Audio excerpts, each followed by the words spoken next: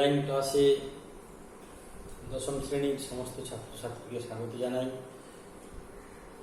আজকের আমরা দশম শ্রেণীর ফিজিক্যাল সায়েন্স বিষয়ের পরমাণু নিউক্লিয়াস নিয়ে আলোচনা করব।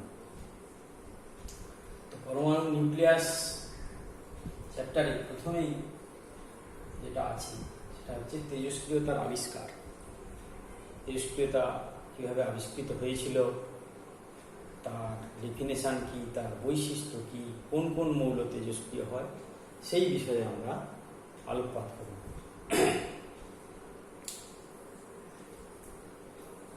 1896 সালে ফ্রান্সের বিজ্ঞানী হেনরি বেকেরেল এক্স রশ্মির প্রতিপ্রভা নিয়ে রিসার্চ করতে গিয়ে, গবেষণা করতে গিয়ে তেজস্ক্রিয়তা আবিষ্কার করেন। 1896 সালে হেনরি বেকেরেল ইউরেনিয়াম বলে একটা মৌল আছে, সেই মৌলের তেজস্ক্রিয়তা আবিষ্কার করেন। পরে মাদাম কুরি মানে মেরি কুরি থোরিয়াম মৌলের ও ইউরেনিয়ামের ধর্মের অনুরূপ ধর্মের প্রমাণ পান। পরবর্তীকালে মেরি কুরি এবং পিয়ের কুরি, মাদাম কুরি বা মেরি কুরি এবং তার হাজব্যান্ড হচ্ছে পিয়ের কুরি,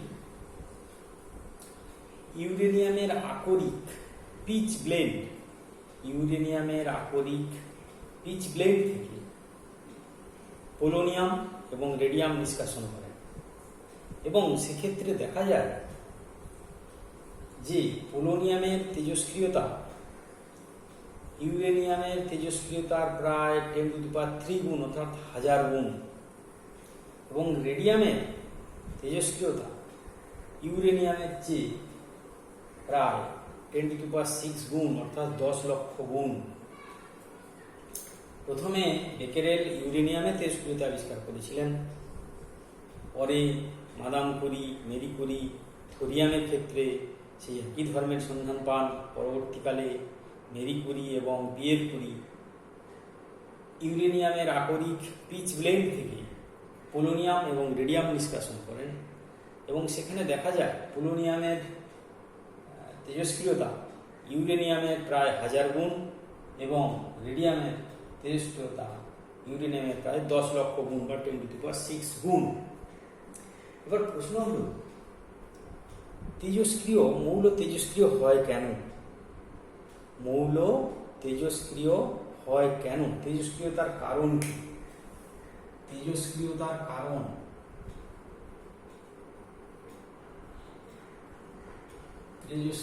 কারণ কি কারণে সব মৌল তো তেজস্ক্রিয় হয় না? বলছি, যে সমস্ত মৌলের, ভারী মৌলের, অর্থাৎ বেশি ভর সংখ্যা বিশিষ্ট যে মৌলগুলো আছে, তাদের নিউক্লিয়াসের মধ্যে নিউট্রন এবং প্রোটন সংখ্যার অনুপাত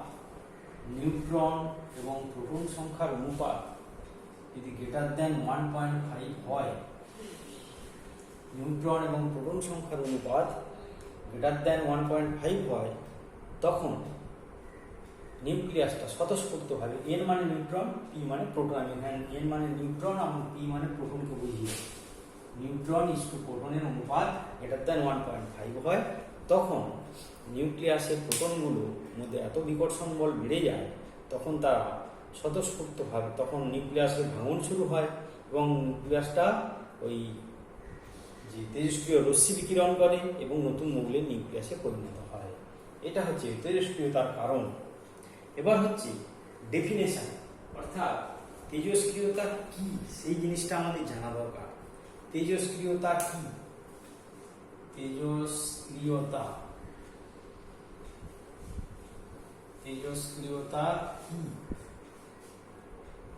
তেজস্ক্রিয়তা কি?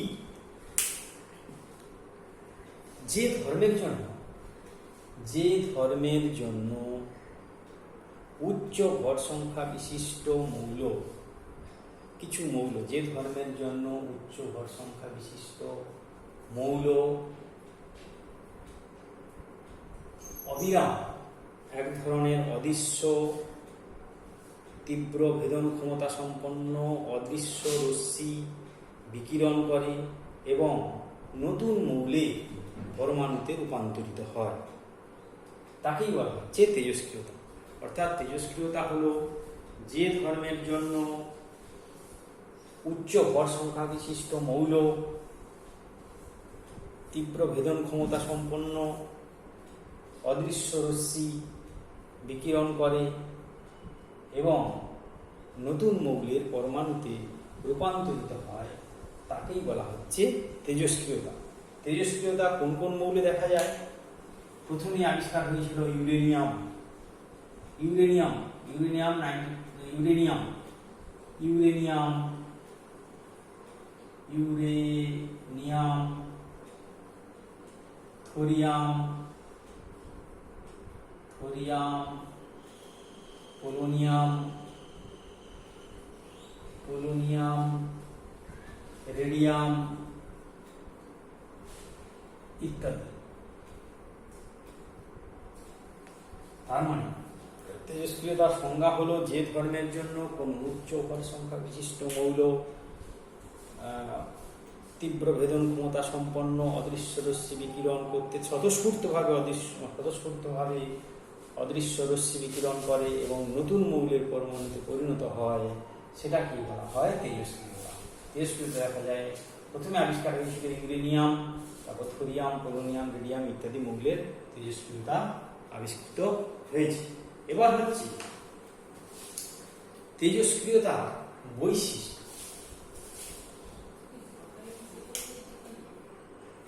তেজস্ক্রিয়তার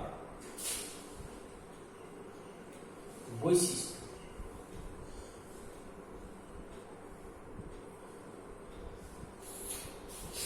এক নম্বর, তেজস্ক্রিয়তার বৈশিষ্ট্য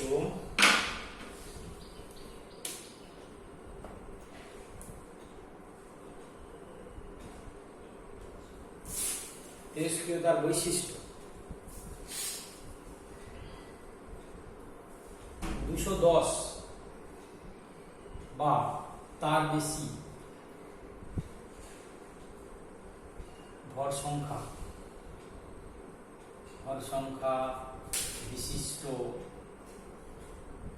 মৌলের তেজস্ক্রিয়তা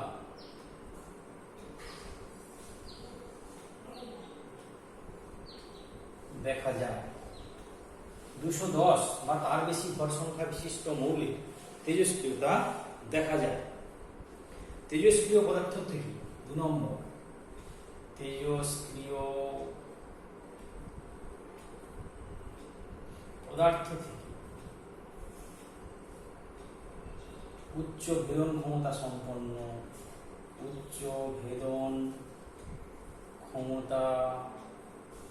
সম্পন্ন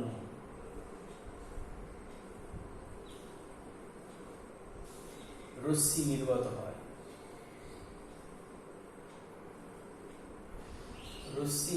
হয়। 3 নম্বর,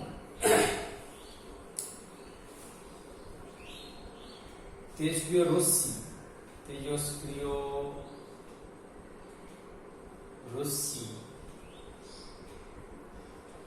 ফটোগ্রাফিক প্লেট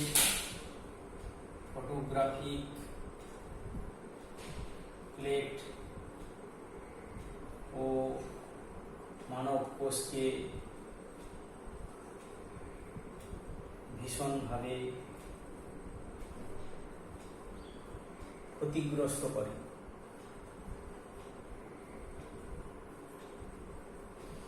তেজস্ক্রিয় রশ্মি ফটোগ্রাফিক প্লেট এবং মানব কোষকে ভীষণভাবে ক্ষতিগ্রস্ত করে। 4 নম্বর, কোন পদার্থের কোন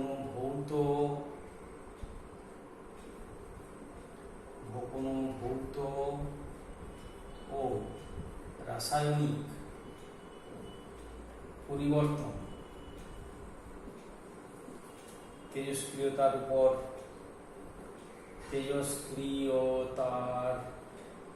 উপর প্রভাব ফেলতে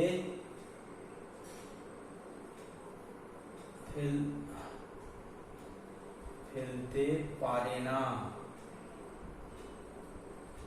অর্থাৎ যে মৌল তেজস্ক্রিয় তার যদি কোনো ভৌত অথবা রাসায়নিক পরিবর্তন হয়, সেক্ষেত্রে এই তেজস্ক্রিয় রশ্মি বিকিরণের উপর কোনো প্রভাব পড়ে না।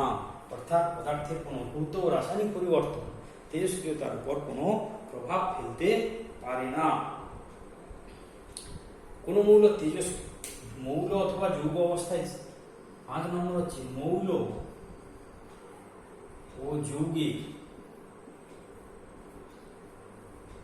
তেজস্ক্রিয়তা। মৌল ও যৌগের তেজস্ক্রিয়তার কোনো পার্থক্য থাকে না। অর্থাৎ ইউরেনিয়াম মৌল অবস্থায় থাক অথবা যৌগ অবস্থাতেই থাক, যে অবস্থাতেই থাকুক, মৌল হিসাবে থাকলে তার যে তেজস্ক্রিয়তার যা যা বৈশিষ্ট্য, সে যদি যৌগ অবস্থাতেও থাকে তারও ঠিক একই বৈশিষ্ট্য। সেই জন্য মৌল ও যৌগের তেজস্ক্রিয়তার কোনো পার্থক্য থাকে না। তেজস্ক্রিয়তা হলো 6 নম্বর। তেজস্ক্রিয়তা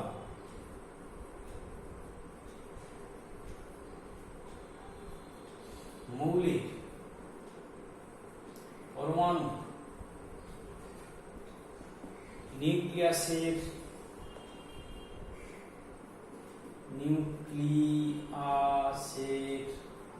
আভ্যন্তরীণ পরিবর্তনজনিত ঘটনা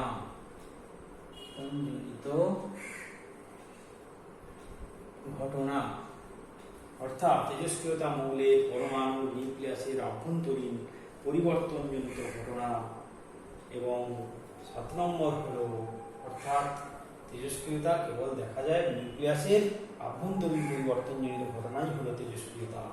অর্থাৎ নিউট্রন প্রোটনের অনুপাত যখন 1.5 এর চেয়ে বেটার হয়ে যাবে, তখন স্বতঃস্ফূর্তভাবে নিউক্লিয়াসটা ভাঙতে শুরু করবে এবং সেখান থেকে অদৃশ্য তীব্র ভেদন ক্ষমতা সম্পন্ন অদৃশ্য রশ্মি বেরিয়ে আসবে, যেগুলো সড়ককে ক্ষতি করে দেবে, মানব দেহের কোষকে ক্ষতি করে দেবে, তাদের ভেদন ক্ষমতা অনেক বেশি। আর শেষ যেটা হচ্ছে তেজস্ক্রিয়তার ফল হলো মৌলের রূপান্তর। তেজস্ক্রিয়তার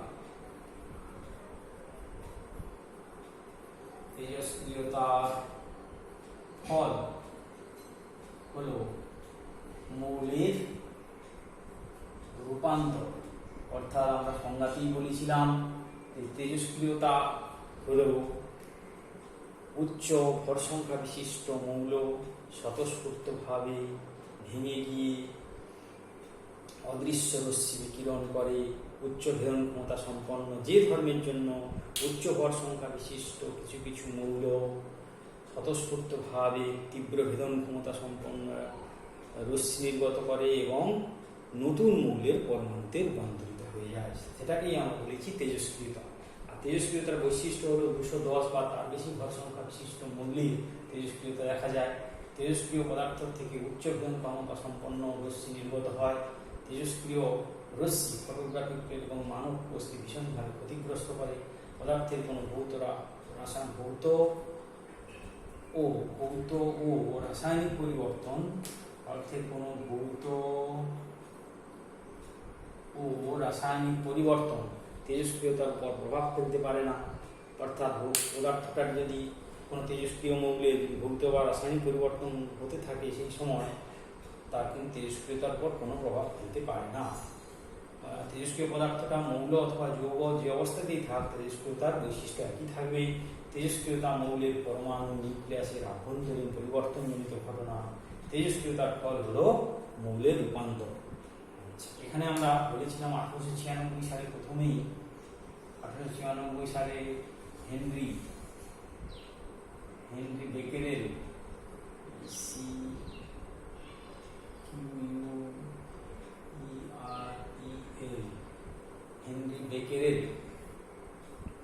হেনরি বেকেরেল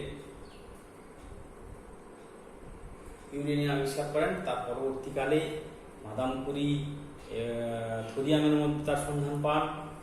তারপরে হচ্ছে মাদাম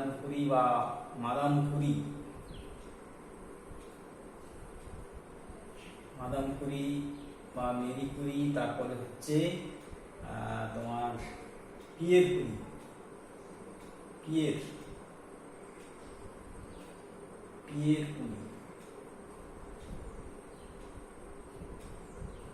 মাদাম কুরি থোরিয়ামের মধ্যে পান। তারপরে মাদাম কুরি এবং পিয়ের কুরি ইউরেনিয়ামের আগরিক পিচ ব্লেন্ড থেকে পোলোনিয়াম এবং রেডিয়াম নিষ্কাশন করেন, এবং পোলোনিয়ামের তেজস্ক্রিয়তা ইউরেনিয়ামের তেজস্ক্রিয়তার চেয়ে প্রায় 1000 গুণ, এবং রেডিয়ামের তেজস্ক্রিয়তা ইউরেনিয়ামের তেজস্ক্রিয়তার চেয়ে 10 লক্ষ গুণ বেশি।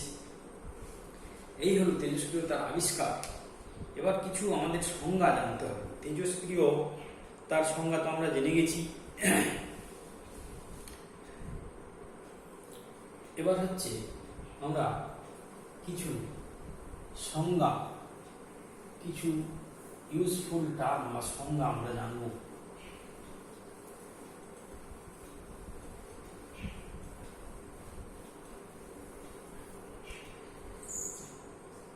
কিছু প্রয়োজনীয়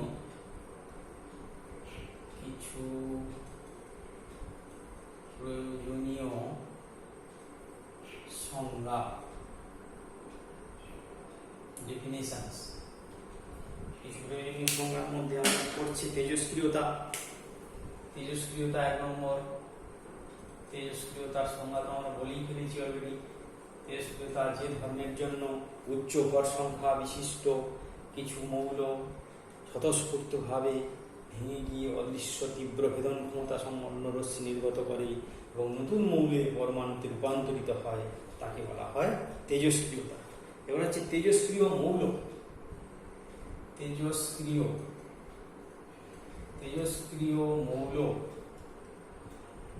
মৌল কাদের বলা হয়? যে সমস্ত মৌল থেকে তেজস্ক্রিয় রশ্মি নির্গত হয় এবং যে সমস্ত মৌল তেজস্ক্রিয়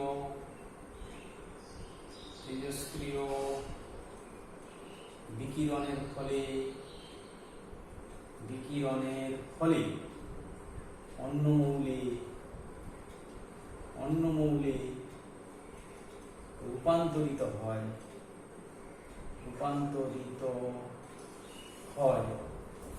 তাকে তেজস্ক্রিয় মৌল বলে।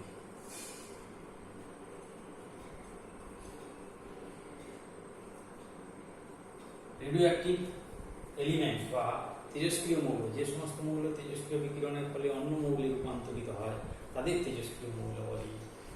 এবার হচ্ছে যেমন ইউরেনিয়াম, থোরিয়াম, যেমন ইউরেনিয়াম, থোরিয়াম,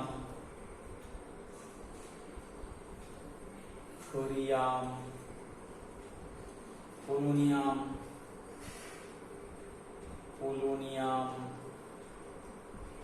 রেডিয়াম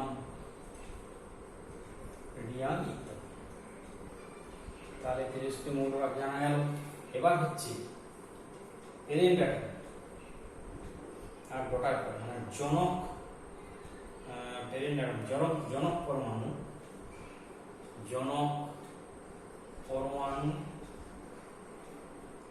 পরমাণু আর দুহিতা পরমাণু। জনক পরমাণু আর দুহিতা পরমাণু কি? জনক পরমাণু কাকে বলে?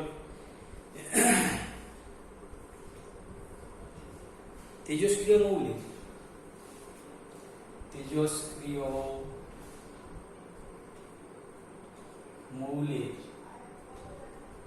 যে পরমাণুর তেজস্ক্রিয়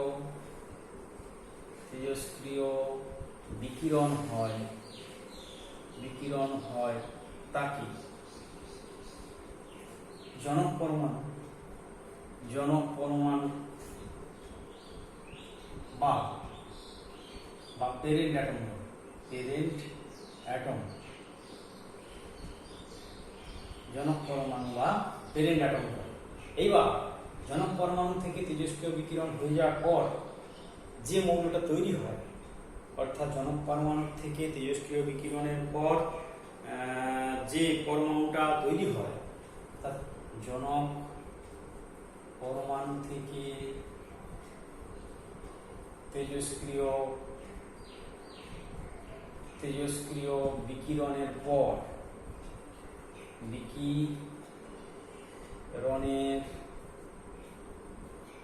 জনক পরমাণু থেকে তেজস্ক্রিয় বিকিরণের পর যে মৌল তৈরি হয়, তাকে দুহিতা পরমাণু বা ডটার অ্যাটম বলে, ডটার অ্যাটম।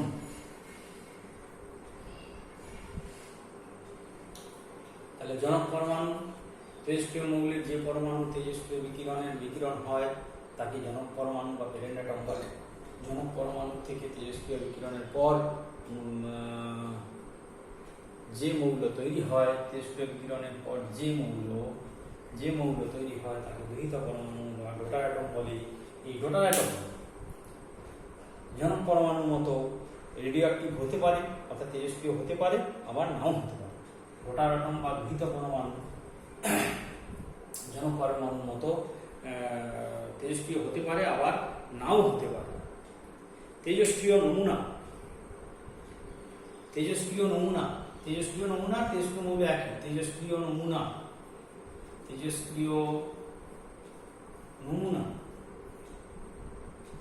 নমুনা কাকে বলে? না, যে সমস্ত পদার্থ থেকে তেজস্ক্রিয় বিকিরণ হয় তাকে বলা হয় তেজস্ক্রিয় নমুনা। যে সমস্ত পদার্থ থেকে তেজস্ক্রিয় বিকিরণ হয় তাদের বলা হচ্ছে তেজস্ক্রিয় নমুনা। বলা হচ্ছে তেজস্ক্রিয় আইসোটোপ।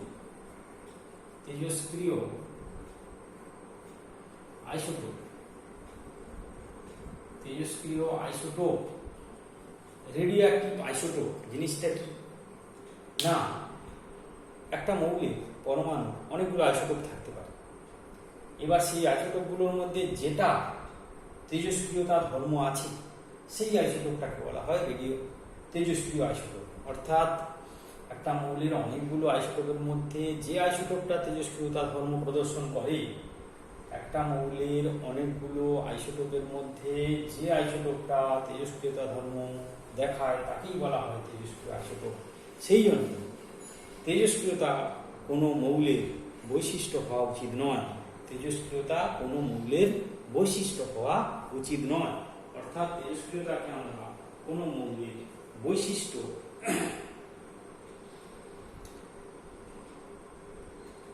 হিসাবে আমরা ধরবো না। তেজস্ক্রিয়তা কোনো মৌলের বৈশিষ্ট্য বলে ধরবো না। একটা মৌলের অনেকগুলো পরমাণুর মধ্যে একটা পরমাণু একটা আইসোটোপ, একটা মৌলের অনেকগুলো আইসোটোপের মধ্যে একটা আইসোটোপ তেজস্ক্রিয়তা ধর্ম দেখাচ্ছে আর বাকিগুলো দেখাচ্ছে না। তাই যেটা তেজস্ক্রিয়তা ধর্ম দেখাচ্ছে সেটাকে বলবো রেডিও আইসোটোপ। এটা তেজস্ক্রিয় আইসোটোপ বা রেডিও আইসোটোপ, আমরা যেটাকে বলছি রেডিও আইসোটোপ। যেমন একটা উদাহরণ দিলে বুঝতে পারবে, রেডিও আইসোটোপ যেমন কার্বন 12, কার্বন 13, এগুলো কিন্তু রেডিও আইসোটোপ নয়। কিন্তু কার্বন 14 এগুলো তেজস্ক্রিয় নয়, এগুলো হচ্ছে তেজস্ক্রিয় নয়। কিন্তু C14 তেজস্ক্রিয়, C14 হচ্ছে তেজস্ক্রিয়। আবার lead Pb 206, Pb 208, Pb হচ্ছে 208 তেজস্ক্রিয়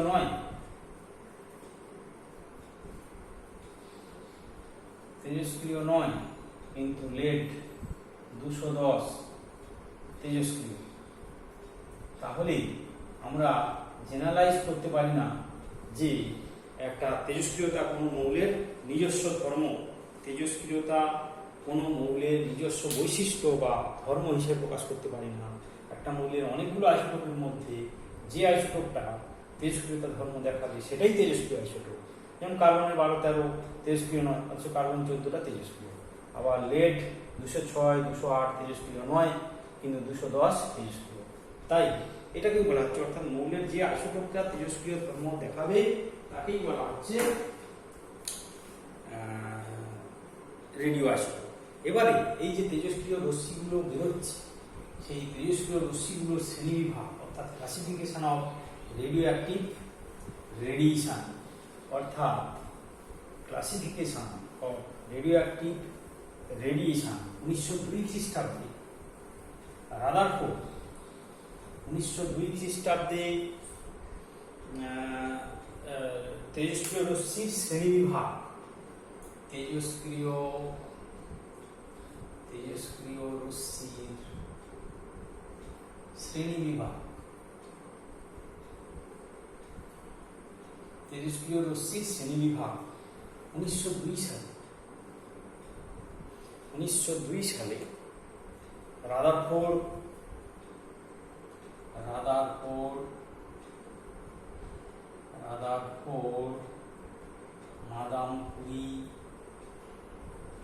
মাদামপুরি পিয়ের কুরি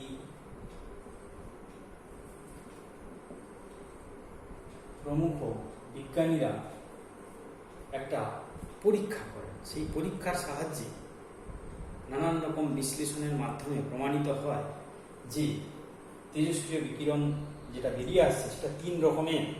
একটা হচ্ছে আধানযুক্ত কণার স্রোত, একটা হচ্ছে ধনাত্মক আধানযুক্ত কণার স্রোত যেটাকে বলছি আমরা আলফা, আর একটা হচ্ছে ঋণাত্মক আধানযুক্ত কণার স্রোত যেটাকে বলছি আমরা বিটা, এবং আরেকটা হচ্ছে আধানবিহীন কণার স্রোত, আধানবিহীন একটা তরঙ্গ, আধানবিহীন একটা তড়িৎচুম্বকী তরঙ্গের মতো, সেটা হচ্ছে গামা রশ্মি, আলফা রশ্মি, বিটা রশ্মি, গামা রশ্মি। এখানে আমরা ছোট্ট একটা এক্সপেরিমেন্ট অ্যারেঞ্জমেন্ট দেখাবো, যার সাহায্যে প্রমাণিত হয়েছিল। এই হচ্ছে একটা মোটা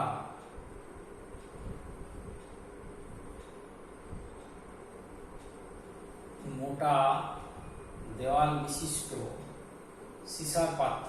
এই যে ছবিটা আঁকছি আমি, এটা হচ্ছে মোটা দেওয়াল বিশিষ্ট একটা সীসার পাত্র, মোটা দেওয়াল যুক্ত সীসার পাত্র। এটা কি? মোটা দেওয়াল যুক্ত সীসার পাত্র। এখানে একটা, এর ভিতরে একটা রেডিও অ্যাক্টিভ স্যাম্পেল রাখা আছে, রেডিও অ্যাক্টিভ স্যাম্পেল রাখা আছে, এবং এর সামনে একটা ছিদ্র আছে, স্লিট, খুবই সরু। এটা যদি অনেকটা বড় করে দেখাচ্ছে, এটা একটা সরু ছিদ্র আছে। এই ছিদ্রের সামনে একটা ফটোগ্রাফিক প্লেট রাখা আছে, ফটোগ্রাফিক প্লেট, একটা ফটোগ্রাফিক প্লেট রাখা আছে।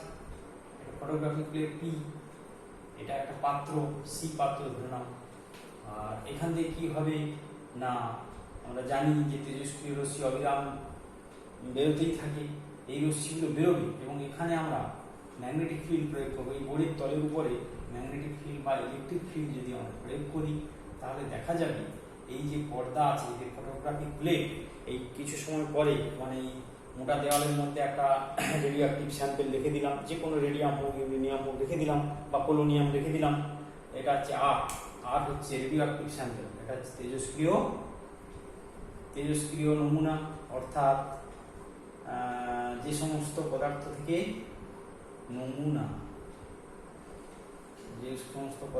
তেজস্ক্রিয় রশ্মি বিকিরণ হয় তার বলা হয় তেজস্ক্রিয় নমুনা। এখান থেকে যে রশ্মিটা বেরোবে, সেই রশ্মিটা ফটোগ্রাফিক প্লেটের উপর 3টে দাগ বর্ণালী সৃষ্টি করছে, স্পেকট্রাম তৈরি করছে। কিছু সময় পরে দেখা যাচ্ছে এই ছিদ্রের সামনে যদি ফটোগ্রাফিক প্লেট রাখা যায় এবং তার দুপাশে যদি ম্যাগনেটিক বা ইলেকট্রিক ফিল্ড প্রয়োগ করা হয়, তাহলে দেখা যাবে একটা রশ্মি সোজা যাচ্ছে, তার ছিদ্রের সোজাসুজি দিয়ে একটা রশ্মি যাচ্ছে, ছিদ্রের সোজাসুজি যাচ্ছে একটা রশ্মি, এখান থেকে নমুনার থেকে বেরিয়ে যাচ্ছে, একটা সোজাসুজি যাচ্ছে, আর একটা একটু বাঁ দিকে বেঁকে যাচ্ছে, আর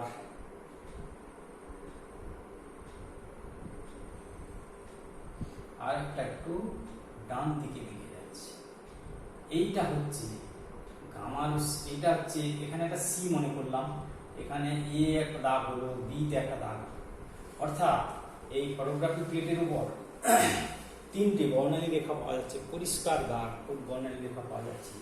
অর্থাৎ ছিদ্রের সোজাসুজি একটা দাগ, ছিদ্রের বাঁ দিকে একটা দাগ, ছিদ্রের ডান দিকে একটা দাগ। অর্থাৎ ছিদ্রটা যে সোজা আছে সেই সোজাসুজি ফটোগ্রাফিক প্লেটের উপর একটা দাগ, আবার ছিদ্রের থেকে বাঁ দিকে একটা দাগ, ডান দিকে একটা দাগ। এবার নানান রকম বিশ্লেষণের মাধ্যমে প্রমাণিত হলো যে এইটা হচ্ছে আলফা রশ্মি, এটা হচ্ছে ধনাত্মক আধানগ্রস্ত কণার স্রোত, এইটা হচ্ছে বিটা রশ্মি, ঋণাত্মক আধানগ্রস্ত কণার স্রোত, এটা হলো গামা রশ্মি, এর কোনো আধান নেই, এটা হচ্ছে তড়িৎ চুম্বকীয় তরঙ্গ, এটা হচ্ছে তড়িৎ চুম্বকীয় তরঙ্গ, এটার কোনো আধান নেই। এই হচ্ছে আমাদের রাদারফোর্ড, মাদাম কুরি এবং পিয়ের কুরি প্রমুখ বিজ্ঞানীরা এই তেজস্ক্রিয়তার শ্রেণীবিভাগ করার জন্য, অর্থাৎ কি ধরনের রশ্মি বেরোচ্ছে সেগুলো জানার জন্য এই ধরনের একটা পরীক্ষার আয়োজন করেছিল 1902 সালে।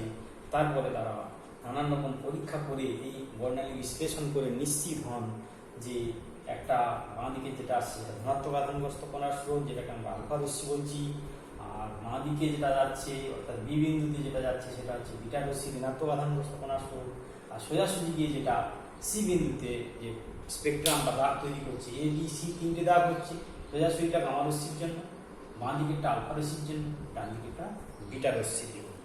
এবারে আমরা তার মানে এখান থেকে প্রমাণিত হলো তেজস্ক্রিয় বিকিরণ থেকে তিন ধরনের রশ্মি বেরোয়, একটা হচ্ছে আলফা রশ্মি, একটা হচ্ছে বিটা রশ্মি, একটা হচ্ছে গামা রশ্মি।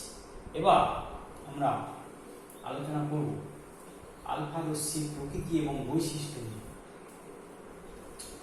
আলফা রশ্মির প্রকৃতি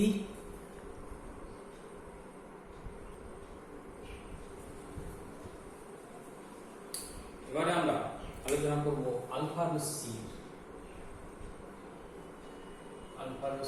প্রকৃতি ও বৈশিষ্ট্য। আলফা রশ্মির প্রকৃতি ও বৈশিষ্ট্য।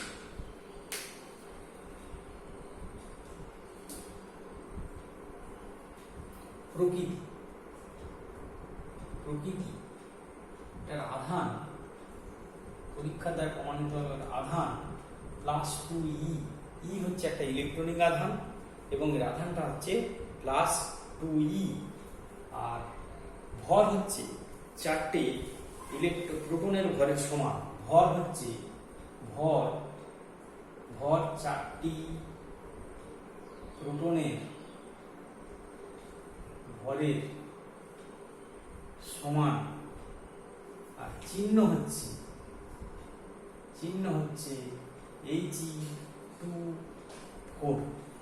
অ্যাকচুয়ালি আলফা রশ্মি প্রকৃতি হলো, আলফা রশ্মির আধান হচ্ছে +2e, ভর 4টি প্রোটনের ভরের সমান এবং চিহ্ন হচ্ছে He2O4। এটাই হচ্ছে আলফা। এবারে বৈশিষ্ট্য প্রকৃতি জানা গেল, বৈশিষ্ট্য কি না, 1 নম্বর বৈশিষ্ট্য হলো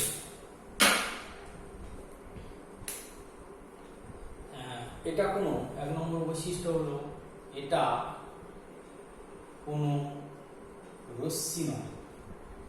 কোনো রশ্মি নয়, এটা হলো একটা আধানগ্রস্ত কণা, উচ্চ বেগ সম্পন্ন কণার স্রোত, উচ্চ বেগ সম্পন্ন কণার স্রোত। 2 নম্বর এর চিহ্ন হচ্ছে বা এটি আসলে He2O4 নিউক্লিয়াস। 3 নম্বর এর বেগ অনেক বেশি হয়, প্রাথমিক বেগ প্রায় 10⁹ cm/s কাছাকাছি হয়, কাছাকাছি হয়। 4 নম্বর গতিশক্তি, এর গতিশক্তি প্রাথমিক গতিশক্তি 5 MeV থেকে 10 MeV পর্যন্ত হয়। তো হয় MeV মিলিয়ন ইলেকট্রন ভোল্ট। শক্তি, পরমাণু বিজ্ঞানে শক্তিকে, গতিশক্তিকে বা শক্তিকে ইলেকট্রন ভোল্ট এককে প্রকাশ করা হয়। এখানে 1 ইলেকট্রন ভোল্ট সমান 1.6 ইন্টু 10⁻⁻12 আর্গ সমান 1.6 ইন্টু 10⁻⁻19 জুল। আর 1 MeV সমান 10⁶ eV। 1 MeV সমান কত? 10⁶ eV ইলেকট্রন ভোল্ট। অর্থাৎ এর গতিশক্তি 5 MeV থেকে 10 MeV পর্যন্ত হয়। এর ভেদন ক্ষমতা অনেক কম। 5 নম্বর, এর ভেদন ক্ষমতা অনেক কম, অনেক কম। 1/10 মিলিমিটার পুরু অ্যালুমিনিয়াম পাত শুষে নিতে পারে। অর্থাৎ এর ভেদন ক্ষমতা কম, অর্থাৎ কম এবং 1/10 mm পুরু অ্যালুমিনিয়াম পাত একে শুষে নিতে পারে। কিন্তু আয়নন ক্ষমতা, আয়নন গ্যাসকে আয়নন করতে পারে, আয়নন ক্ষমতা বিটা ও গামা এর তুলনায় বেশি। 6 নম্বর, এটা হচ্ছে ফটোগ্রাফিক প্লেট।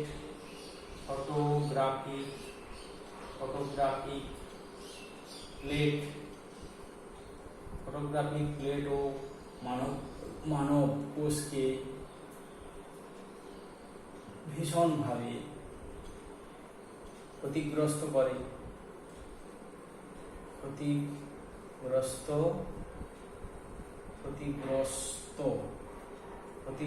করে। 7 নম্বর, এটা নিউক্লিয় বিক্রিয়া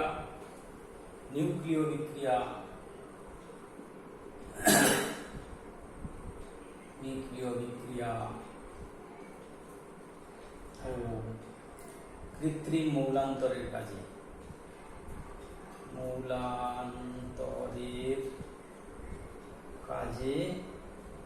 ব্যবহার করা হয়।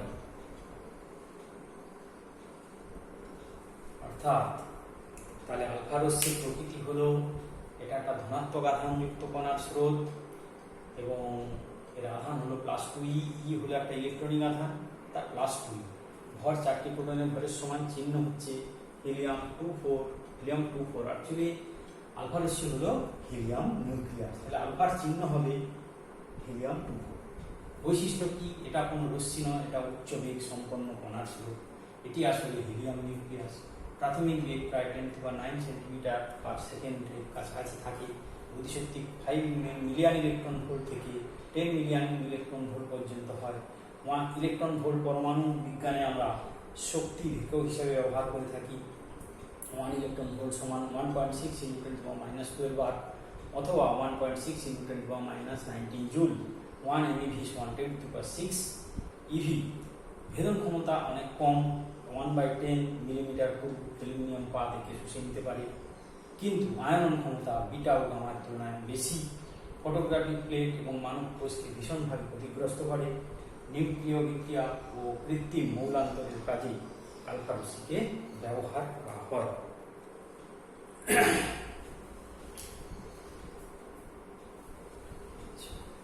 আজকের এই পর্যন্ত থাক।